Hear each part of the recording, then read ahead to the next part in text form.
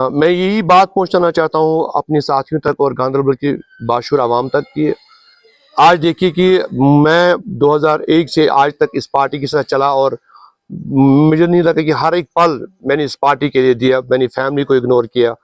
लोगों के बीच में रहा और पार्टी को एम्पावर किया। जब आज पार्टी को वक्त था मुझे कुछ देने के लिए, गांधरबल के लोगों के लिए कुछ देने के लिए और हमारे शेरपत्र के इलाके के लिए कुछ स्पेशली आज एक कुछ बेस्ट कुछ अवार्ड था, मुझे लगता है कि आज नाइंसाफी हुई हमारे लोगों के साथ। और जाती तौर जो हमें आश्वासन दिया गया था पार्टी की तरफ से आज हमें नहीं मिला, तो इसलिए हम पहले से ही इस पार्टी को छोड़ के चले गए हैं। इसमें है कि अगर आपको लगता है कि आपकी हुकूक के ऊपर डाका डाला जा रहा है, तो फिर मुझे लगता है इंसानियत में वो सबसे बड़ी चीज़ है जो कभी इंसान बोल नहीं सकता है। तो मैंने सोचा कि नहीं, इससे अच्छा है कि मैं अब लोगों के बीच में जाऊंगा और लोग ही फैसला करेंगे कि हम आगे इलेक्शन में हिस्सा लेंगे नहीं लेंगे। तो मुझे लगता है कि हमारे लिए मैं जो हमारे शेरपत्र के लोग हैं, हमारे अब्दुल खालिक साहब यहाँ पे हमारे साहब का ब्लॉक प्रेसिडेंट हमारे डिस्ट्रिक्ट बॉडी के मेंबर रहे हैं, हमारे सरपंच साहब अशरफ साहब, एजाज साहब, फिरदौस साहब है, बहुत सारे हल्के प्रेसिडेंट हमारे यहाँ हैं। तो यही है कि हमने इनको, ये पहले नेशनल कॉन्फ्रेंस से वाबस्त थे, इनको इन सरपंचों को मैंने अपनी जाती एक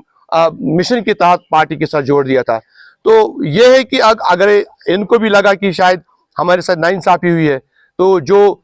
यहाँ गांधरबल में अगर नईम अख्तर जैसा इंसान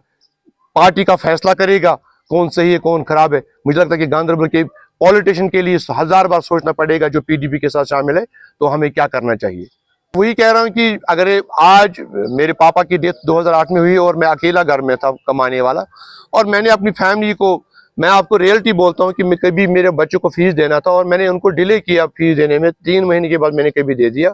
और ये चीज़ है कि मैंने ये सारा जो है वो पार्टी के लिए किया था, मगर आखिर में जब मुझसे ये नाइंसाफी हुई, तो जो आज दूसरा कोई आज इलेक्शन कोई कंटेस्ट करेगा, फिर उसके बाद किसी को पार्टी की जिम्मेदारी दी जाएगी, तो मुझे लगता है कि वो बेचारा भी इसमें फंस जाएगा। तो मैं सभी से गुजारिश करता हूँ, इसमें 2-3-4 लोग मगरमच्छ बैठे हैं जिनने 2014 में जब हुकूमत में आए थे लूट मचाई थी गांधरबल में, हर एक शोबे में उन्हें लूट मचाई थी। पीछे से एक है, आगे से एक है और ऊपर से सरकार की तरफ से एक बंदा था जो सरकारी एम्प्लॉय था, वो उसको भी शेयर मिला और उसने शादी भी यहाँ हमारी गांधरबल में की बिकॉज ऑफ एक मिनिस्टर का वो पीआरओ था। तो इस सिलसिले में अगर पार्टी में ये चीजें होती है तो मुझे लगता है वो पार्टी कभी, अगर आप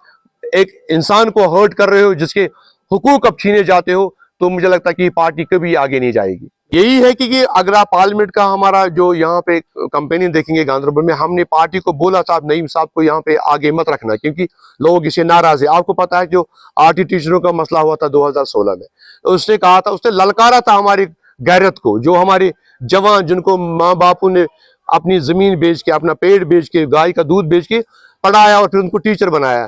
तो फिर कहा कि इनकी दोबारा से अब एग्जाम होनी चाहिए, ये काबिल नहीं है।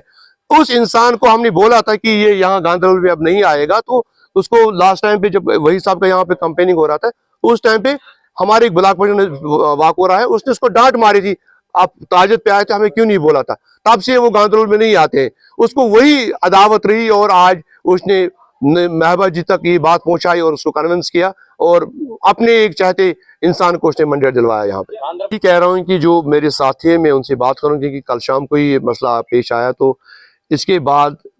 यहाँ अभी हम कुछ जो हमारे साथी हैं यहाँ पे आए थे, इसमें जवान भी हैं बुजुर्ग भी हैं, इनसे बात करेंगे इंशाअल्लाह रहमान। पॉलिटिकली अगर हमें सियासत करनी होगी तो फिर मैं इलेक्शन में हिस्सा लूंगा, तो नहीं मैं किसी पार्टी को सपोर्ट नहीं करूंगा। मैं तो मेरा कटगार के लिए कि मैं इलेक्शन में हिस्सा लूंगा, साथियों से बात करूंगा,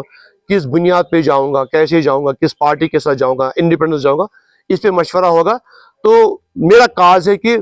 जो पीडीपी यहाँ पे हम 13,500 वोट लेके पार्लियामेंट में रहे थे, तो आज मेरा यही फोकस है कि इंशाल्लाह लोग हमारे साथ में रहेंगे तो फिर पीडीपी को हम जीरे पे ले जाएंगे। मैं वही कह रहा हूँ कि जहाँ पे अगर लगता है आपका हक मारा जाता है, तो मरहूम मुफ्ती साहब ये दुनिया छोड़ के चले गए। आपको पता है कि 2014 में उसने बीजेपी के साथ अलायंस किया था,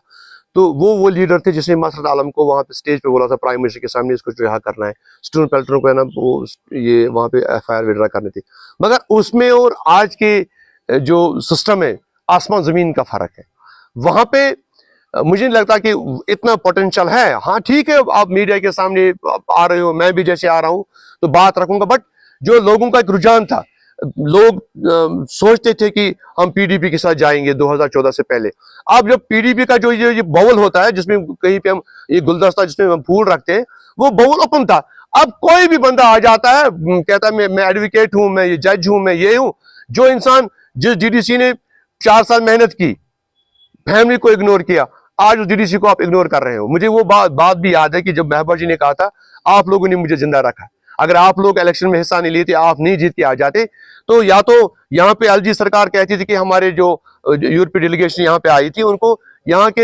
हमारी पीआरआई जो हमारे डीडीसी थे, हमारे चेयरपर्सन थे, उनको दिखाया कि देखो यहाँ पे कैसे हालात ठीक है। और जो हमारी पार्टियां थी मेन स्ट्रीम में, मैं पीडीपी की बात करता हूं, इनने भी कहा कि हमारे 28 डीडीसी आए, हमारे 30 डीडीसी आए, और उन्हीं को अहमियत लगी थी। वो लोग उनके बीच में चले गए, छोटी मोटी हमने इवेंट्स किए और इस पार्टी को हमने मजीद पावर में लाया। तो आज मुझे लगता है कि जब उनका, आप पुलवामा देखिए, आप राजपुरा देखिए, आप एक्स एमएलए एजाज मीर को देखिए, आप अब्दुल वीरी को देखिए, जिसने मुफ्ती साहब के साथ काम किया,